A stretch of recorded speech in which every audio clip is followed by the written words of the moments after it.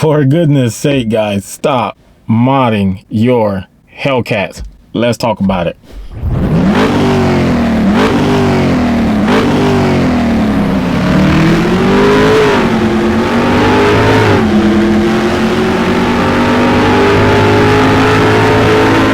Alright, so you guys are probably wondering, why the hell is this Hellcat owner sitting in his Hellcat telling other people not to mod their Hellcat? So let's get things clear. If you have an older Hellcat, and this video is probably not for you, but for you guys with the 2023, the last calls, we're going to go over my thoughts on why you should not be modding your car. So think about it, guys. You have the last of the V8 muscle cars through Mopar. They're done, guys. They are no longer making them as of like a year ago. So what is out there now is out there. That is it.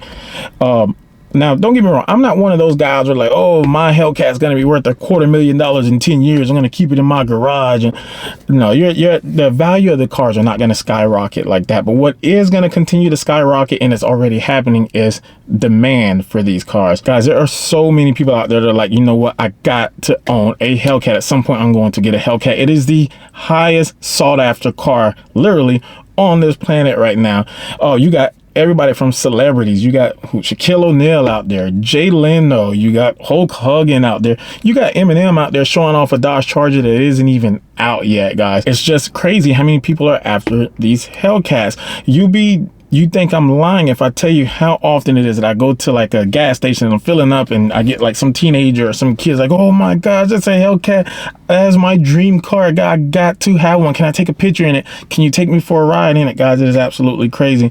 Most of the people that are even keeping these cars alive on social media, the people that are watching all these videos, are young people. They're anywhere from the age of 13 to about 25. So a lot of these people are not even old enough yet to buy one of these cars. And so these people, when they are old enough to get one of these cars, or when they do start their careers and they make enough money to afford one of these cars, they can no longer go to a Dodge dealership and buy one of these. They now have to go to a previous owner and hope that someone's selling a car, which there will be plenty of them out there. But now they're going to have to go to them, and think of it as like the Demon 170 right now.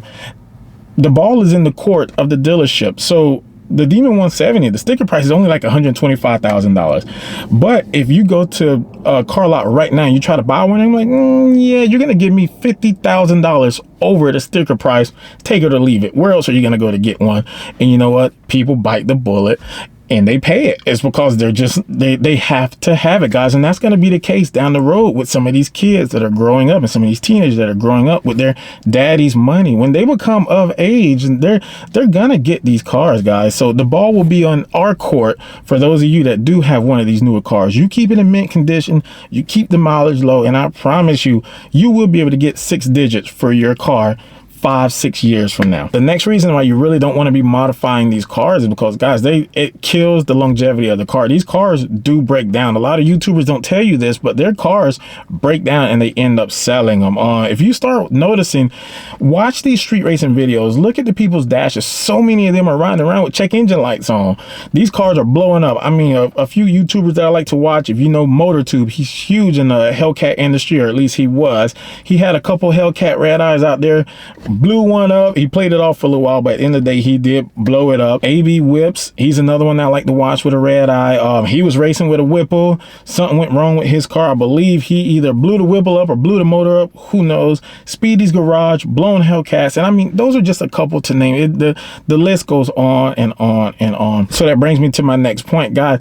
Get an older car if that's what you want to do. If you do want to modify it, just get an older car. Get you like a 2016 to 2020 Hellcat, modify the hell out of it. Throw your pulleys on there, throw your turbos or your Whipples on there, because then you can break it. The car is not going to be worth anything down the road anyway. Or hell, better yet, get a Mustang. I mean, I hate to say it, but Mustangs are cheap cars. Compared to these cars, Mustangs are cheap cars. They're like cheaper than a Scat Pack. So you can get a Mustang, blow it up. If I had a Mustang, I wouldn't care if I blew it up. What are the payments? A few $100s a month. So get a Mustang or just get an old wrecked Hellcat. If you're not going to take my word for it, at least listen to it. You guys know who Boosted Lucky is and Dan Rue. Check out what they had to say on this subject. Realistically, if you want a car and you're going to make it a race car, 9 times out of 10 you're going to keep it, right? 9 times out of 10. If you until it keeps on breaking. Yeah. I mean, you say you could, you know, but like it gets to a point though, like where it's like diminishing returns. Yeah. You keep on like, running into headaches and you know it's gonna break. But sometimes if you're gonna turn it into like a full race car, like you say, you just go full out already. Yeah. But you don't even buy the best car in the beginning. Exactly. Right. So that's why I tell a lot of people, I seen a salvage title GTR go for $23,000 the other day, 2014. If you want to build like A race car. Yeah, if you're trying to go race car, that's the way to go. And believe it or not, even if you want to just put a little money in it. Like I stated online, this is a fact. You can get a cheap ass GTR, put 20 grand in it, and make 1100 to 1,000 wheel, and be good. So now, if those guys are telling you the exact same thing, and you know money's not an issue for them, they have millions of subscribers, millions of followers, they are big, heavyweight influencers, so money is not an issue for them. If these guys are telling you, don't mind these newer cars, go and find something old, go find something that's been wrecked, go find something with a rebuilt title, then there must be some truth behind it. And to be honest with you guys, 807 horsepower is really all that you need. You get this car and you are absolutely demolishing 99.9% of the cars that you're going to come across in the streets from day to day. Don't let social media fool you where it looks like every time you get next to a car on the interstate or at a red light, you're next to some Corvette or a GTR. You're like, oh man, I'm about to smoke. It don't work like that. I've had this car now for over a year, and I have never, not one time have I ever pulled up to a red light and looked over and there was a car that could beat my stock car. Not once since I ever had it. You're always going to be next to Camry or some clapped out Mustang with straight pipes on it that's ridiculously loud for no reason, and you're going to outrun most of them. Now, if you do go to meets or you do go to the drag strip like I do, then you are going to run into some built cars and they are going to pull on you. They're going to be a lot faster, but for most of the time, if you're just cruising or if you're just riding around, you're not going to find another car on the road that's going to be outrunning you with 807 horses. And the very last and probably the most important reason why you should not be modding these last call cars is because, guys, these cars are going to cost you anywhere from $90,000 to $100,000 depending on how you have it spec'd out. Mine was $100,000. So right now, if I own it for about a year, my car is now worth about $90,000 the last time I checked. I can go and drop $30,000 into twin turboing this car right now, $30,000 stacked on top of it.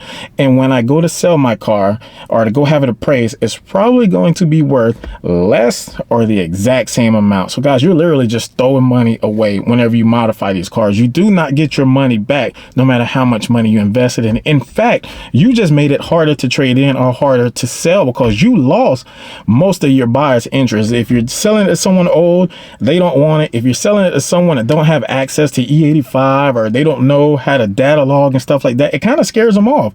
So now your list of buyers have gotten shorter, and if you don't believe me, you can go online and check it. I see all the time there are these fully modded cars that people are trying to sell and they can't sell them, and it's for dirt cheap prices. I mean, cars that got like $50,000 invested in them and they're trying to sell the car for $50,000. Like, they're taking a huge loss. So with that being said, man, I'm gonna stop talking you guys' ears off. Let me know what you guys think down in the comments. If y'all agree with me, if you totally disagree with me, if you're a Mustang person, I offended you, my bad. But that's it for this one. I'll catch you guys on the next go round. Peace.